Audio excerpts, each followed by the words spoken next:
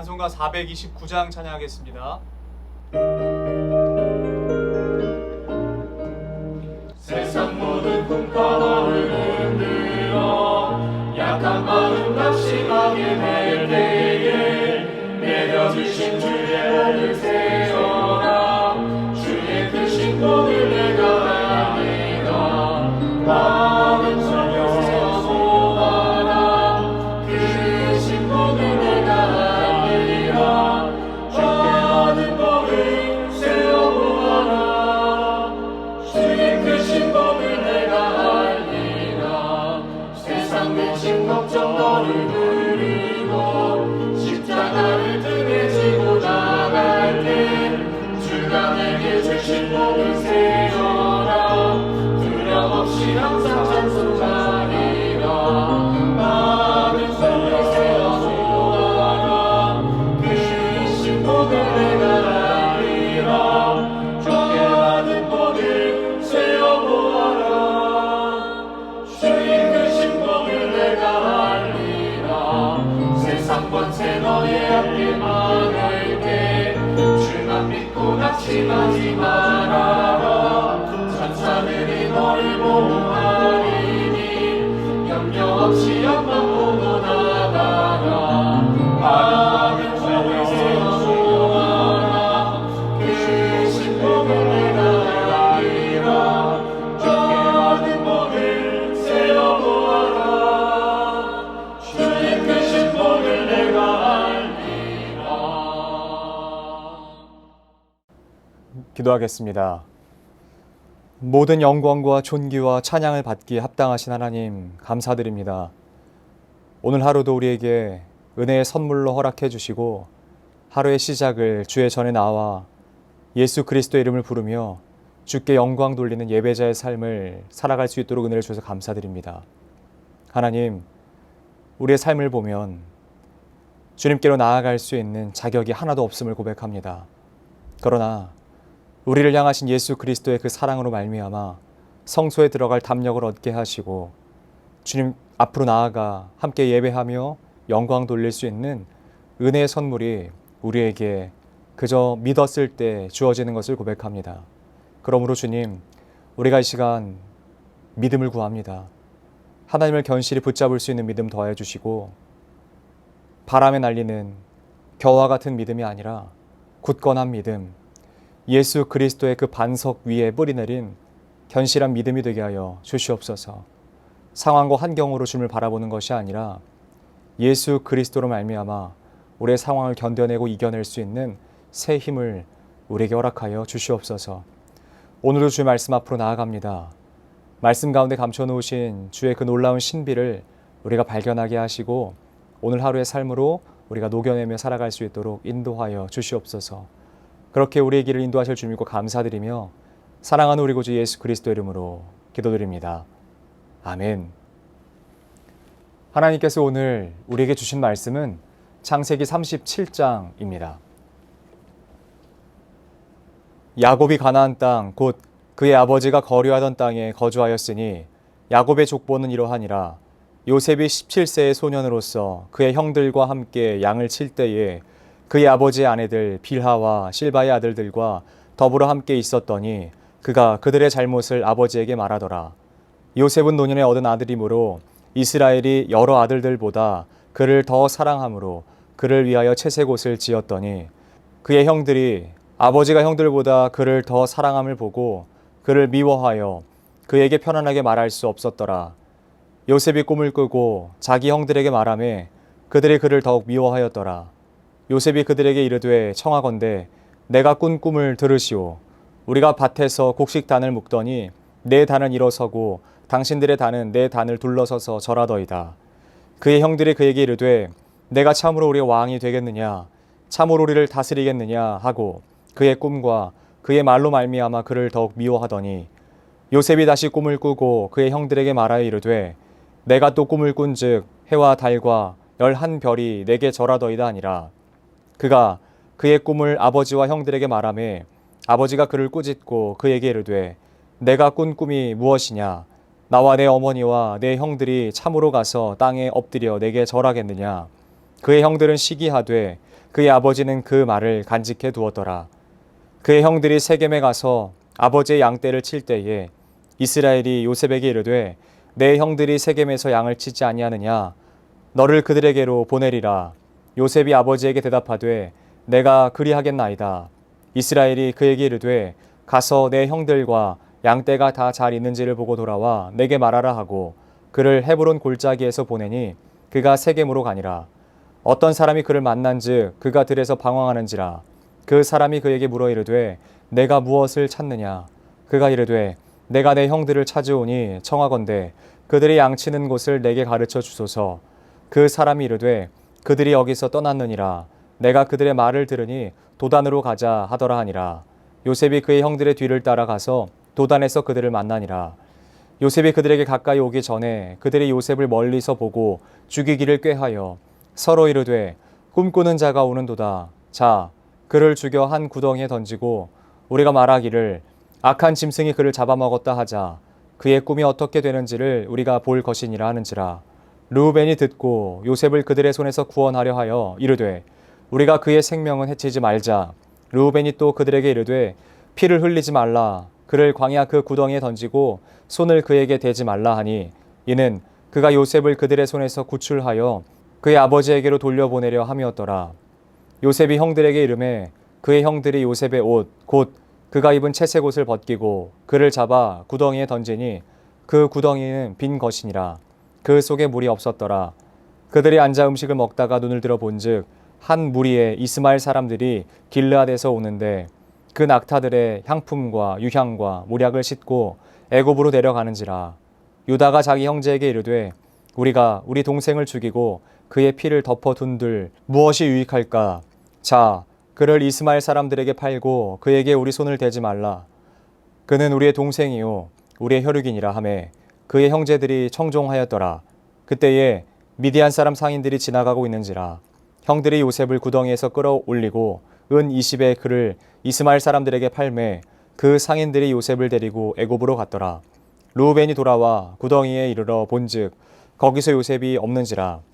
옷을 찢고 아우들에게로 되돌아와서 이르되 아이가 없도다. 나는 어디로 갈까. 그들이 요셉의 옷을 가져다가 순념소를 죽여 그 옷을 피에 적시고 그의 채색 옷을 보내어 그의 아버지에게로 가지고 가서 이르기를 우리가 이것을 발견하였으니 아버지 아들의 옷인가 보소서 하매 아버지가 그것을 알아보고 이르되 내 아들의 옷이라. 악한 짐승이 그를 잡아먹었도다. 요셉이 분명히 찢겼도다 하고 자기 옷을 찢고 굵은 배로 허리를 묶고 오래도록 그의 아들을 위하여 애통하니 그의 모든 자녀가 위로하되 그가 그 위로를 받지 아니하여 이르되 내가 슬퍼하며 수올로 내려가 아들에게로 가리라 하고 그의 아버지가 그를 위하여 울었더라. 그 미디안 사람들은 그를 애굽에서 바로의 신하 친위대장 보디발에게 팔았더라. 아멘. 저는 오늘 37장의 말씀 중 36절의 말씀을 기준으로 같은 상황을 바라보는 다른 눈이라는 제목으로 하나님의 말씀을 증거하도록 하겠습니다. 오늘 본문은 37장 안에서 괴로움과 슬픔이 기록되어 있는 장입니다.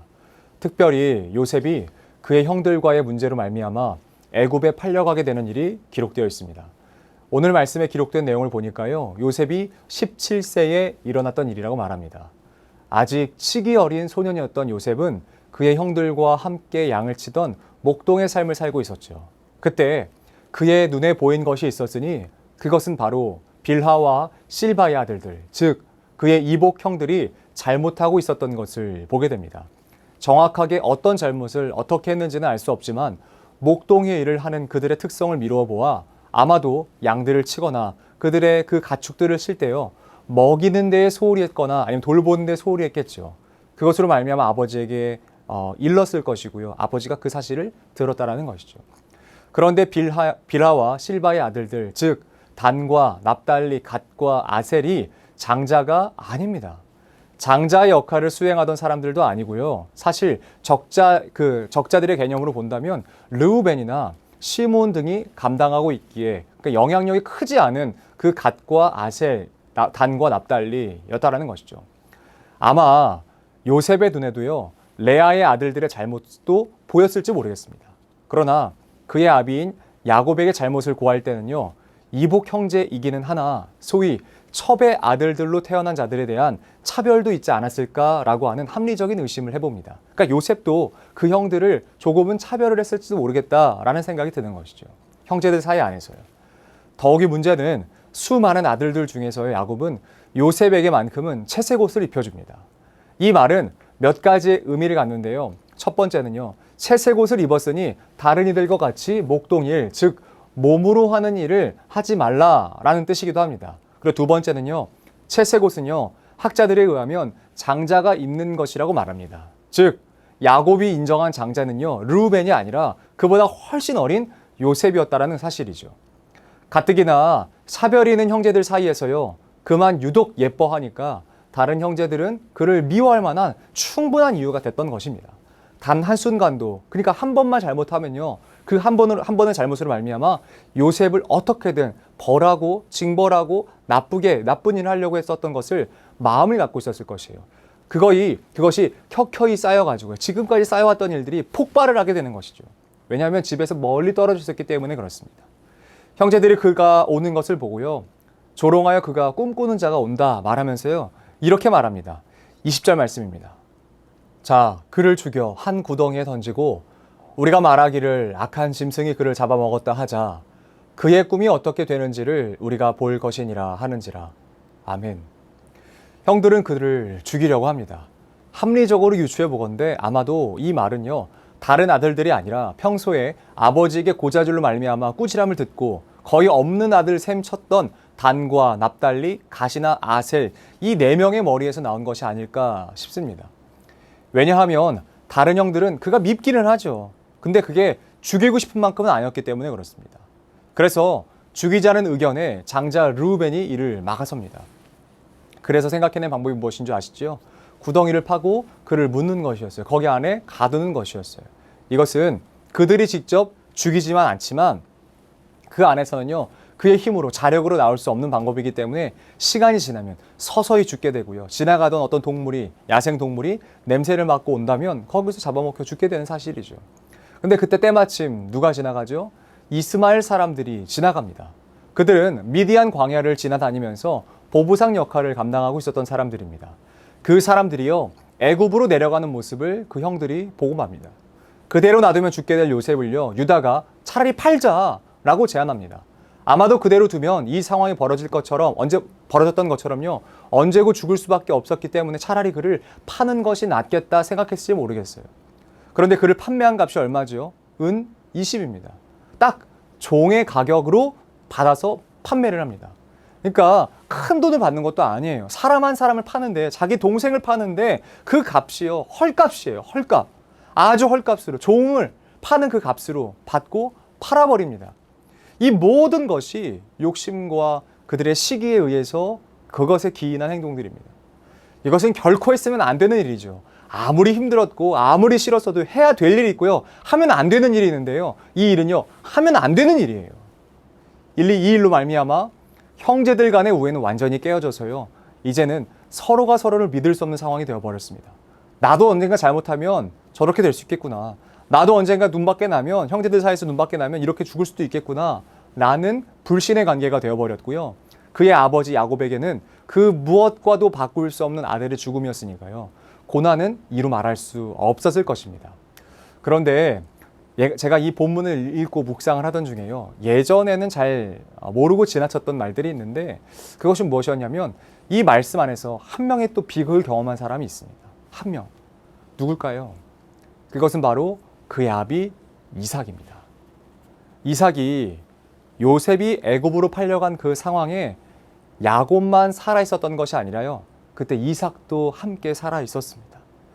이삭도 여전히 살아서 그의 죽게 되는 무려 12년이라고 하는 시간 동안요. 매일매일 자기의 아들 야곱이 우는 모습을 봤어야만 했어요. 자기의 아들이 우는 모습을 봤어야만 됐어요. 이삭의 마음이었다면 어떻겠습니까? 차라리 내가 죽고 요셉을 살릴 수만 있다면 그렇게 하고 싶었지 않았겠습니까? 내 아들이 매일 울어요. 내 아들이 매일 슬퍼해요. 그러므로 이 사건은 그 누구에게도 긍정적일 수 없고요. 그리고 그 누구도 용서받을 수 있는 일이 아니었습니다. 죄는 항상 모든 관계를 깨어버립니다. 그 욕심이 잉태한즉 죄가 된 것이죠. 시기가 잉태한즉 죄가 된 것이죠. 욕심이 자라나서 그것을 그대로 묵인하고 그냥 놔두자 그것이 죄가 된 것이지. 그렇게 요셉은 형들에 의해 상인들에게 팔렸습니다. 그리고 그는 애굽에서 또 약간의 값이 더해진 가격에 팔렸겠지요. 그런데 이것이 우연이었겠습니까? 하필 그때 지나가던 사람들이 애굽을 지나가는 것이 우연이었겠습니까? 그냥 어쩌다 보니까 벌어진 일이었겠습니까? 어쩌다 보니까 보디발이라고 하는 사람의 집에 들어갔겠습니까? 그 집에 판매를 했다고 생각을 해봅시다. 그냥 우연히 들어왔을까요? 그냥 우연히 여기 들어왔을까요? 우리는 그렇게 생각할지 몰라요. 그러나 요셉은요, 이 상황을 나중에 그의 형들에게 소개할 때 그것은 결코 우연이 아니라 이 모든 것이 하나님의 섭리였음을 과감하고 결연하게 아주 믿음으로 선포합니다.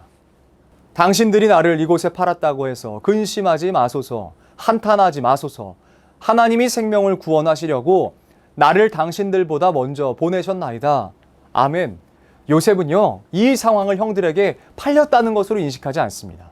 자신을 향해 구덩이를 파고 조롱거리로 삼고 비아냥거리고 마치 종처럼 여기며 옷을 벗기고 찢고 상처 줬던 모습이에요. 팔았어요. 그런데 그는 신세한탄하지 않습니다. 당신들이 왜 내게 이렇게 잘못했느냐고 악으로 갚지 않습니다. 모든 일은 하나님의 손에 달려 있다고 믿습니다. 요셉은 팔려가다 보니까 우연히 보디발의 집에 있게 된 것이 아니라 그 집에서의 능력을 인정받은 것이 우연이 아니라 매 순간마다 하나님의 섭리였음을 믿습니다. 그리고 그것을 고백합니다. 사랑하는 성도 여러분, 이것이 믿음입니다. 상황으로 하나님을 해석하는 것이 아니라 하나님의 눈을 통해서 상황을 보는 것이요. 하나님의 눈을 통해서 그 상황을 해석하는 것이요. 그리고 하나님을 통해서 그 사람들을 바라보는 것이요.